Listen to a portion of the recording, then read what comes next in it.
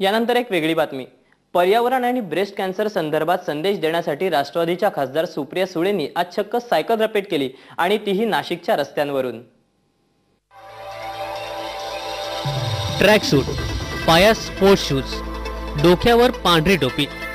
भल्या पहाटे सायकलवर स्वार झालेल्या मॅडम कोण आहेत असं पाहण्यासाठी नाशिककरांचे डोळे वळले आणि काही क्षण प्रत्येक जण आश्चर्यचकित झाला, कारण सायकलवर स्वार होत्या राष्ट्रवादीच्या खासदार सुप्रिया सुळे।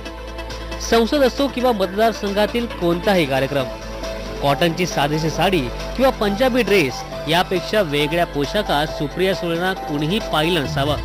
पण पर्यावरण आणि स्त्रियांचं आरोग्य या मुद्द्यावर जनजागृती करण्यासाठी आज सुप्रिया सुळे चक्क सायकल रॅलीत सहभागी झाल्या।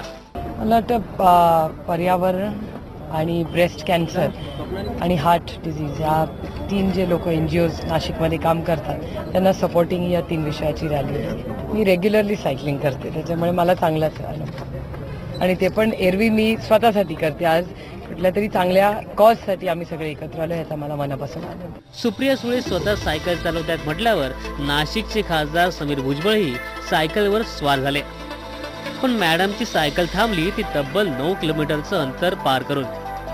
पण खासदार साहेबांना काही इतका वेळ सायकल चालवता येईना, त्यामुळे थोडं अंतर पार होताच ते ग्रुपमधून बाहेर पडले। तर नाशिकला येणार होता म्हणून मी त्यांना विनंती केली की तुम्ही नाशिकला जर येणार तर सकाळी वॉक करण्याच्या ऐवजी तुम्ही सायकलिंग कराल का, तर त्यांना तो आवडला आणि 35 मिनिटांमध्ये 10 किलोमीटर हा विक्रमी वेळामध्ये सुप्रियाताईंनी आज रॅली पूर्ण केली। सिडको या भागामध्ये लोकांनी अभूतपूर्व असा लोकांनी प्रतिसाद दिला। खूप लोक रस्त्यावर जमलेले होते आणि आम्हाला जो सिग्नल द्यायचा होता तो सिग्नल देण्यामध्ये आम्ही यशस्वी ठरलो।